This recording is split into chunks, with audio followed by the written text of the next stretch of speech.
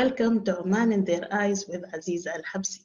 In this program, I will be hosting people who came to Oman from different countries. They have spent considerable time of their lives in Oman. They met Omanis and visited parts of the country. How they see Oman, people, and the culture. How they view everything from their eyes. My guest today is Jayatri Narsiman from India. Welcome, Jasri. Hello and welcome, Ms. Jasri Nasriman, to our program. And let's begin with your history with Oman, your relation with Oman from the beginning. Good evening. Thank you so much for giving me this opportunity and for inviting me. Thanks to all people who are watching here. And I came in 2009 to Oman, and almost now more than 11 years we are here. And the journey has been so wonderful, I should say. So initially I came because my husband got a job in Central Bank of Oman, so we didn't want to separate. So we as family, we joined him here. We thought we'll stay here for 1 year. I told my husband I'll stay only for 1 year, not more, because this is the first time I'm moving out of my own country. But this beautiful country and the lovely people made me change my mind in 1 year itself, and now almost 11 years I'm staying here. So 11 years now in Oman. And did you enjoy those years here? Fabulous. Each and every moment was fabulous, I must say. The journey, each and every day was so, potential, achieving a lot of achievement. In fact, I must say I have transformed to a different personality itself because of Oman and Omanis. Tell me, what's the differences that you've come to notice in your personality? Actually, I was very introvert person. I don't speak much. I never used to speak much. But when I came here, I must mention my journey started with my driving trainer, Mr. Abdullah. I would say he was like my own brother. Very nice human being. I must also say he's the best psychologist.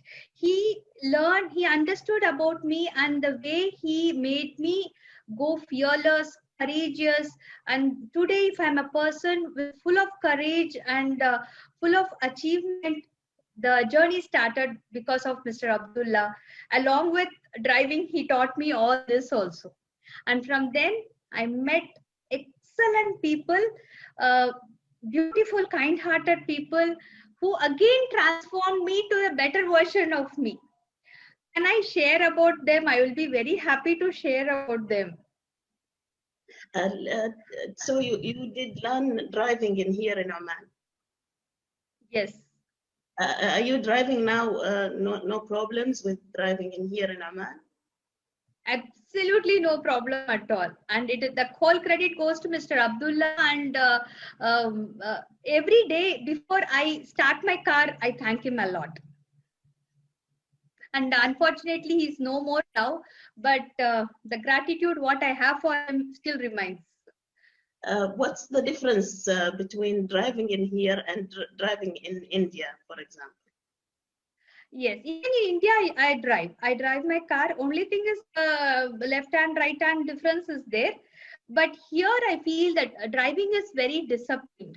So driving is, of course, we have to be little careful with the other person coming. But otherwise, if you know the rules and if we follow the proper way, and we are always safe. But back in India, because of the population, everything is chaotic. So driving is also chaotic, and it's little difficult to drive over there. Though I do drive over there, but it's little difficult. You came here with your family. Uh, can you repeat, Mr. Aziz? You came to Oman with your daughters and husband all together? Yes, all together. My mother, his mother, all of us were here. And your daughters, they joined school from here, Muscat, in Muscat? Yes, they joined in Indian school, Muscat. My elder daughter was in 8th grade and my younger one was in KG2. She was very small when she came here. And now after 11 years, now my elder daughter finished. She went to Singapore, in fact, to finish her masters. My younger daughter is in 11th grade, and they are very happy, very happy. My younger daughter doesn't want to leave Oman, I must say. She got friends and she communicate well with the society in Oman. Yes, lot of friends, because I help children with special needs, and lot of Omani children also come to my house to learn different skills. So in fact, more than me, they are very much comfortable with my daughters. So they like them because of the same age, they like them a lot, and my daughters also equally they like them. So they gel a lot, and they like Omani children. And apart from this, my daughter used to come with me to Oman Down Syndrome Association. So even there, she used to, I mean, she knows little bit of Arabic also. So she used to be with those children, and she used to really enjoy. Did you learn Arabic too? Yes, I've started just now, almost past 6 months now. I am learning Arabic. So if anyone comes to you and did some conversation with you in Arabic, are you able to talk to him in Arabic?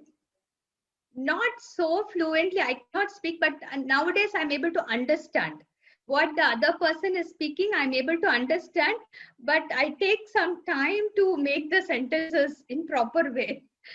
But I can understand nowadays. Do you think it's important to learn Arabic, or it's easy for you to deal with people with no problems? Actually, it is. I can even manage with English. So it was never a problem for me. The language was never a problem. But as a respect to the country where I'm staying, I wanted to learn. I wanted to learn it personally. Are there any culture barriers between you and Oman? Culture barrier, definitely. Omanis, the culture is different. For us, the culture is different. But the one which I really liked in Oman is the respect for other nationalities, the respect and acceptance for other culture. So because of that, I don't have that feel of barrier. I'm as much the same person as I am in India. Tell me about your daily life, how you are going about it. What's activities that you are doing? Yes, of course, mornings I have my duties, and my husband works for Central Bank of Oman, so he goes there, my children attend the school, and evenings are the one we really enjoy. That one I really liked in Oman is the balance of working and family. Work-life balance is there in Oman. When I was in India, we used to have a lot of difficulty spending a quality time with family, but here it's not like that. So evenings we spend a very quality time with children, and the next is the weekend. We love going for long drive, going along with the nature here, enjoying that, and going visiting many places. So weekends we are never at home. Okay, what are the places then Muscat that you visited and you like going back again? Salalah, I must say, I would really, because only once I've been there and I loved that place so much. I would really love to go back again. At least one more time I would like to visit. Apart from that, I had been to Sur, Sohar, I've met people over there, and very, very affectionate people. Even Jalan, I had been to Jalan. So a lot of places here we have visited. But Salalah is one which I would really love to go back again. Do you have any Omani friends? Lot of friends. Can I mention about them? Thank you. So the first friend, if I have to say, like my own brother, is Mr. Tariq Jawad Al Kabori. I have to mention him. He had been like my own brother, I should say. He had been like a friend, a guide, person who encourages me, the person who used to make me smile. Even if I go down, sometimes my projects don't work. He is the person who will know I'm upset and he will make me smile. I've never felt that anywhere in any other country. I've visited many countries, but this type of friendliness, hospitality, I have never visited. And he's been a great person with me. And if all my ventures are successful, if I'm so successful in my life, the whole credit I will give it to Tariq sir only. And next, of course, I have to mention Miss Barka Madam and Mr. Yunis Al-Zaki, wonderful human beings. They had been so wonderful human beings, very loving, very affectionate, and again, they were the pillars of support for me. If my ventures are so successful, all these credit will go there. So these three people have played a big role in my life, apart from others. Talk to me about your daughters. What what they are relation with Oman? Ms. Aziza, can you repeat me this question? What your daughters they are living in here in Oman with you? Yes. Do they have a good relation with Oman? Of course, yes. They love Oman. That's what I told in my previous answer also. In fact, in between, there was 1 year I had to go back to India for my professional education. So I had to go back. I took my daughters also.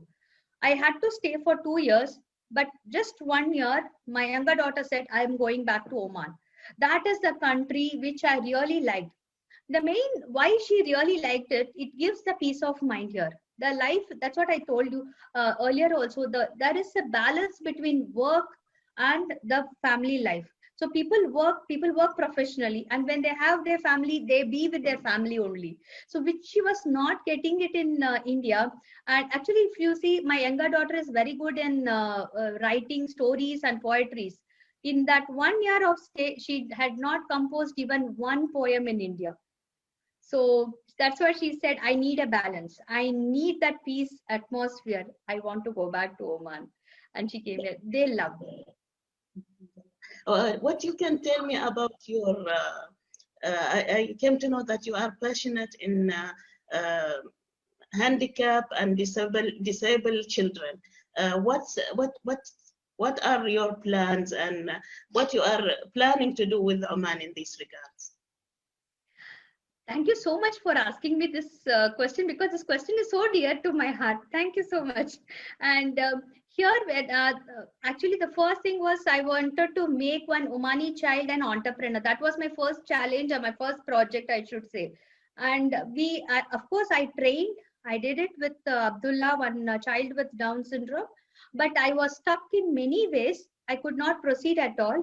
And that was the time I met Tariq Jawad Al-Kaburi sir, and he guided me so much, and he ensured that the project of making this boy an entrepreneur was successful. He has his own shop in Al Hail, and mashallah, he's running it really well, and we are so happy.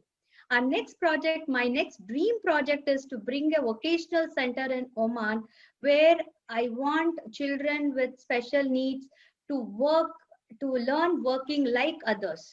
There should not be any discrimination. They are handicapped or not handicapped. They are equal. So that is what I wanted.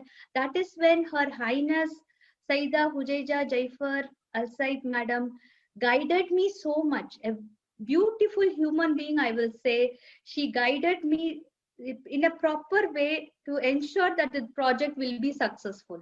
So she had really done a lot. So this project, we are under process. I hope it will come soon. Let me start a bit with your activities with the disabled people as a personal activities. How you are planning and doing in like a person and activating yourself on this aspect. Actually, I'm a freelancer. So I don't work for any particular organization. So I'm a freelancer. So by God's grace, my husband is in a very good job with Central Bank. So I'm doing it as a service here in Oman. So children come home. I have a proper work area at my place. So and children, they come home and they learn these activities. So I deal with their other sensory issues or their behavior issues because I'm trained in all that. So you are doing some activities to disabled people in your own home. Yes. In my own home, we have all the materials. So all the equipments, everything I have, that is, we have a separate workstation where they come, they work, they learn. So I give individual attention, one-on-one I teach. I don't take group classes. So one-on-one I teach them. And within 2-3 years maximum, they are very much independent in whatever job they are learning. How you reach out to those disabled people? Initially, it was a big challenge for me because people were not aware that such a thing was possible. So I used to conduct a lot of awareness program. I conducted in many schools, and even in Oman Down Syndrome Association, I conducted awareness program.